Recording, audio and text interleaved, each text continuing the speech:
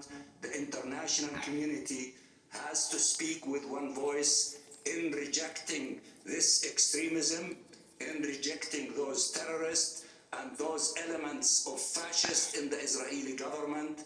Itamar Ben-Gvir's visit to the Al-Aqsa Mosque came just days after he was sworn in as part of Benjamin Netanyahu's new far-right government, which includes ultra-nationalist and ultra-Orthodox parties that are calling openly for the annexation of the West Bank. Netanyahu's selection of Itamar Ben-Gvir as his national security minister has sparked widespread condemnation. In 2007, Ben-Gvir was convicted of incitement to racism and supporting a terrorist organization. Ben-Gvir lives in an illegal settlement in the occupied West Bank. In 2021, he relocated his parliamentary office to the Sheikh Jarrah neighborhood of Jerusalem, where settlers have attempted to violently evict Palestinian residents from their homes. For years, Ben-Gvir hung a picture in his home of Baruch Goldstein, an Israeli-American who killed 29 Palestinians at a mosque in Hebron in 1994. The Jerusalem Post's editor-in-chief described Ben-Gvir as, quote, the modern Israeli version of an American white supremacist and a European fascist, unquote. Ben-Gvir will now be responsible for border police in the occupied West Bank at a time when violence and the killing of Palestinians has been surging. To talk more about Itamar Ben-Gvir's visit to the Al-Aqsa Mosque and Israel's new far-right government, considered the most far-right government in Israel's history, we're joined by two guests. In Tel Aviv, Gideon Levy is with us, an award-winning Israeli journalist and author, columnist for the newspaper Haaretz, member of its editorial board. He's also the author of the book, The Punishment of Gaza. And in Ramallah, we're joined by Diana Buttu. She is a Palestinian lawyer and former advisor to the negotiating team of the Palestine Liberation Organization, also a fellow at Democracy for the Arab World Now, or DAWN. Her latest piece is an op-ed in the New York Times headlined, Israelis have put Benjamin Netanyahu back in power. Palestinians will surely pay the price. We welcome you both to Democracy Now! Diana Buttu, let's begin with you. Let's start with this latest action, considered an incitement by so many, both Palestinians and Israelis, not to mention the rest of the Middle East. Talk about who Itamar Ben-Gvir is. I mean, he wasn't just charged with incitement of racism against Arabs. He was convicted of it and supporting a terrorist organization. Yes, Itamar Ben-Gvir he's a disciple, he's a follower of Rabbi Meir Kahane, who's a man who believed that Palestinians should be ethnically cleansed from their homeland.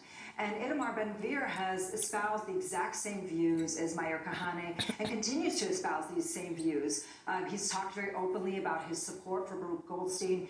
And his latest visit to the Al-Aqsa Mosque compound is not just a visit, it's an attempt to show that there will forever be Israeli sovereignty on the Al-Aqsa Mosque, and he's trying to incite violence. Not only is he trying to incite violence, he has long believed that the Al-Aqsa Mosque should disappear, and in its place, the Temple Mount be recreated. So his policies have always been that of inciting to violence, inciting to hatred, and although he was only convicted once, he has been indicted more than 50 times. Oh my gosh. The fact that he is allowed to be a minister in this government just shows how much it is that the international community is allowing fascism to reign and that they're effectively doing nothing. All that we have heard since this visit and since he has become minister is that the world supports the status quo, but it is that status quo that has led to people like Itamar Ben-Gvir being able to become minister and their actions being normalized. I fear that what he intends to do is to create more and more and more violence as a pretext to once and for all, as he put it, showing Palestinians who the masters of the house are. Those are his words, not mine. Gideon Levy, could you also respond to Ben-Gvir's appointment as National Security Minister, and in particular, She's his so appointment serious. to this post? Benjamin Netanyahu had to create a government. He is leading the biggest party, and he decided this time to go with the most extreme right-wingers. The problem is not this. The question is why those right-wingers are so popular in Israel. And here we face a reality which is well known for a long time. The Israeli society is a very right-wing, nationalistic, and part of it racist society. We have to face this. That's the main problem. Chico. Not if Ben Gvir is a minister or is not. The problem is, who are we facing when we speak about Israel? And in many ways, I see also a positive side to the results of the last elections by tearing all the masks. Now we see reality. Now it's not the umbrella of the Zionist left who speaks so nicely and does almost the same. I have to mediate like the these guys. right-wingers. He was getting too Now close to him. face the extreme racism in its most pure expression. Those people don't deny the racism. Those people say very clearly that the Jewish supremacy means that only Jews have rights in this land. And I hope that both some part of Israeli society and above all the international community will finally draw the conclusions.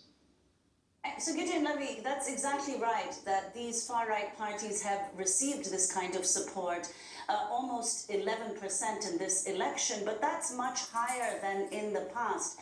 So could you explain why you think these far-right, hardline extremist parties are more popular now in Israel than they've been in the past?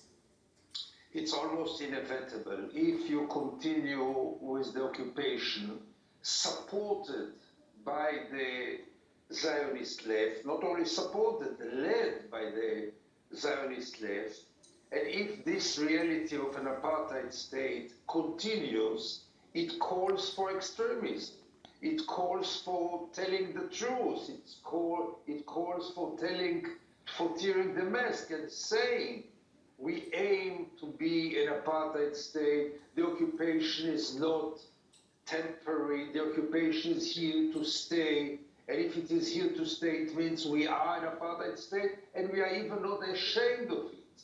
After 56 years of occupation, you can't expect anything but this radical movement, while the Zionist left never tried to separate itself from the occupation, never tried seriously to put an end to it.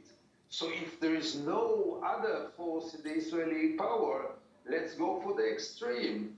This makes a lot of sense. Diana, could you talk about that, the shift in the Israeli polity further to the right, and the role indeed the left has played. You wrote a recent piece headlined, "Israel's so-called left has aided the far right's rise." Yes, Gideon is exactly right. Look, there's been a so-called left inside Israel for quite some time, but this so-called left is, I say so-called because that's exactly what it is, so-called. They self-proclaim as left-wing, but this is a left-wing that has never stood up against the occupation. It's a left-wing that has supported the various attacks on the Gaza Strip. It's a left-wing that has supported the siege and blockade on the Gaza Strip. It's a left-wing that has supported the enactment of racist legislation, even in the past couple of years. And so when you're an Israeli voter who sees that the options are between this so-called left wing, which has supported the exact same things as the right wing has, then of course it's natural that they're going to vote for this fascist right. The big problem has been that we've never seen that Israelis have paid a price for their electoral choices. It's always been that Palestinians pay the price. And with this new government, it's going to be Palestinians once again, but even more than in the past. Unlike previous Israeli governments where there were other issues that they may have been focused on, this current government, this new government, is myopically and only focused on making life miserable for Palestinians. They don't have any other political platform other than to try to ethnically cleanse Palestinians. This is why we've seen since the beginning of this year that Israel has killed at least one Palestinian per day. And this is why we're seeing the plans to completely ethnically cleanse the Palestinian town of Yatta. It's because this government has put in its crosshairs Palestinians, and given that there's nobody in the international community that's stopping them, it's going to continue full steam ahead.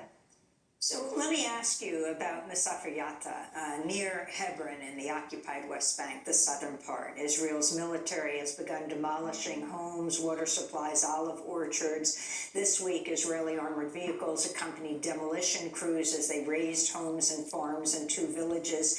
Last year, the Israeli High Court of Justice approving the home demolitions, which will uproot more than 1,000 people, leading to the U.S. Congress member, who happens to be Palestinian-American, Rashida Tlaib, tweeting, "Not even 1 week in 2023, new far-right apartheid government is moving to ethnically cleanse entire communities, which would displace more than 1,000 Palestinian residents, including 500 children, all with American backing, bulldozers, and bullets." Talk about the U.S. support at this point for Israel. You have President Biden congratulating Netanyahu on his return to power, saying he looks forward to working with an old friend for decades, adding the United States will continue to support the two-state solution and to oppose policies that endanger its viability or contradict our mutual interests and values. Can you talk about what you feel, and I'd also like to get Gideon's response to this, the U.S. should be doing now? Look, the U.S. is way behind in the times, and if they still think that there's something left of a two-state solution, then it's only in their dreams that they're seeing it, because we certainly don't see it on the ground. Instead, what we have seen is that Israel has been allowed to do whatever it wants when it comes to killing Palestinians, when it comes to stealing Palestinian land, when it comes to ethnic cleansing, when it comes to crossing the red lines that are enshrined in international law. Israel's allowed to get away with it, and not only get away with it, but continues to receive support and financial support from the United States as well. This isn't just a question of statements, but they're also getting financial support from the United States. And as we look around the world and we ask ourselves, we're now in the year 2023, and they're still talking about a two-state solution that died more than 2 decades ago, and yet they've done absolutely nothing on the ground to make sure that two-state solution comes to fruition. Instead, all that they have done is to facilitate Israel's process of slowly ethnically cleansing Palestinians. One of the new members of this new government is a man named Smotrich, who came out just last year in 2021 and said that the only reason that Palestinians who are citizens of Israel, like me, are still allowed to exist is because the job wasn't finished in 1948, thereby basically telling us that our time here is short. What the U.S. has instead done is, instead of giving them a red light and scaling back and decolonizing and pushing for Israel to end its occupation, end its apartheid, it's pretty much served as a mask for Israel to continue to do whatever it wants to do. Sickening. And this is why we're in this situation now. We've seen that the world is doing nothing. We see that the Israelis, as a result, don't have to pay a price. And so, once again, it's going to be Palestinians that pay the price for Israel's electoral choices. And Gideon Levy, if you can respond, also talk about what you're writing in Haaretz, a very well-respected Israeli newspaper on whose board you serve, and the response of the Israeli population, for example, to these demolitions. Let's face reality. The United States is supporting the apartheid system, is very interested in continuing the occupation, and has no interest in human rights of the Palestinians. There's no other way to describe the American position throughout decades. Because would it be different? Would the United States seriously mean to put an end to the occupation. The occupation could have come to its end years ago, if not decades ago. So it's all about a hollow lip service that the United States is paying from time to time, all kind of hollow condemnations. By the end of the day, Israel, this apartheid state, is the closest ally of the United States. The money of the taxpayers of the United States go to Israel more than to any other country in the world. Shit. And this means that the United States is in favor of an apartheid state. Nothing else but this. As about your second question, the question about the Israeli reaction to what's going on in Sefer Yatta can be asked only, and maybe I highly appreciate you, but can be asked only in the United States, not in Israel. Because in Israel nobody cares and nobody heard about Sefer Yatta. Sefer Yatta is well known maybe to the readership of Haaretz, not all of it, maybe to a small devoted left camp which is still active, but most of the Israelis not only couldn't care less, they never heard about it, and if they will hear about it, they will just yawn in your face, because finally they all buy the official propaganda, namely Israel is doing it against terror, Israel has to protect itself, and all those old slogans of lies and lies and lies. And Gideon, could you outline what you expect the policies that this new government will initiate, from substantive changes to the judiciary, as well as restrictions on civil liberties within Israel itself, and of course what we said in our introduction, the steps towards the annexation of the West Bank? As we talk now, the Supreme Court of Israel is dealing Sorry. with some of the first Dad, you're messing my issues little that clothes. the Supreme Court will try to Damn solve birds. them, but the Supreme Court by itself will be a subject of attacks by this new government, who is going to limit the legal system very much and very quickly. It's really admirable to see how fast they act, while the Zionist left had Acting bad. 1.5 years being in power and did nothing. They are not yet 1 week in power, and they are already running with their initiatives. Now, about annexation, I can tell you, but that's my obviously private view, I really hope they will annexate at least part of the West Bank, if not all of the West Bank. The West Bank was annexated 55 years ago. The West Bank is practically annexed to Israel. Israelis live in the West Bank. They're crashing and behave Christian in the West stuff. Bank as if it's The part of Israelis. Israel and it Israelis. is part of Israel. Now, once Israel will declare it officially and legally, then it will be really a question, because then the apartheid state is declared. You understand that if Israel annexates the West Bank without giving full civil Chico. rights and national rights to the Palestinians, which nobody in this government or in any other government means to give, once this is happening, Israel declares itself an apartheid state. And then I would like to see how Washington and the EU and some others will react to an official declaration of apartheid. Will they treat it like the first apartheid state, namely South Africa? Or will they continue to hug Israel as a darling of the West, even though it's a declared apartheid state? So let's challenge the world. Diana, could you respond to the points that Gideon has made? And also, you've written a great deal in your recent articles, both about settler violence against Palestinians and Israeli security forces' complicity in that violence. If you could elaborate on that and respond to what Gideon said about apartheid. It's already an apartheid state, and I don't need for Israel to declare it to be an apartheid state. They already know it's an apartheid state. My fear is always, what is it that's going to happen to people on the ground? And whether Israel annexes or whether they don't annex, the result for Palestinians is the same, that Israel is continuing this process of land theft. It's kicking people off their land. It's turning Palestinians into people who are homeless, and it's killing them as well. This has long been its process, long been its system. Now, it's not just the Israeli state that does this, not just the army, but it's also Israeli settlers. We've already seen that in all of these years, with all of these attacks that have been conducted by Israeli settlers against Palestinians, that rarely, if ever, is an Israeli settler ever prosecuted for their crimes. They're rarely even charged for their crimes, much less see the full conviction. And this is because Israel has turned a blind eye towards violence that it perpetrates against Palestinians.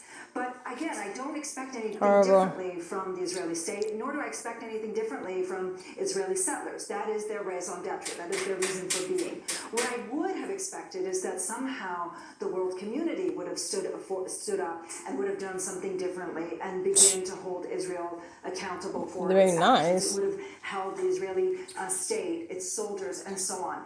And instead, we don't see it. For example, just this past year, a Palestinian-American journalist, Gideon, who's also a friend, was murdered by Israeli forces. Her death was probably the most investigated death that I've ever seen in all of my years of living here in Palestine.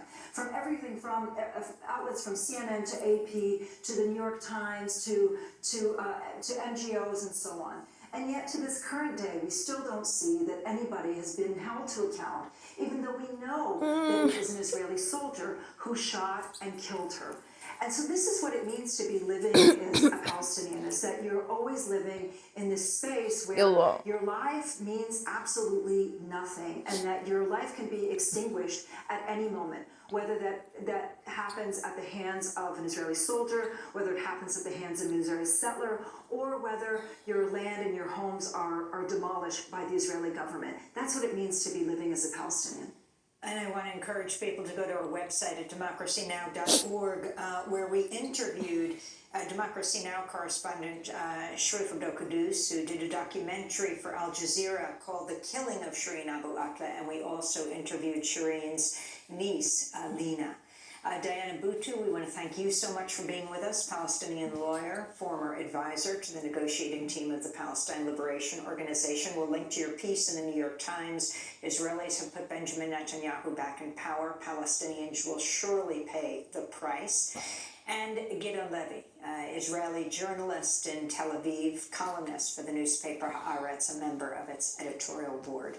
Coming up, well, the House of Representatives isn't right now.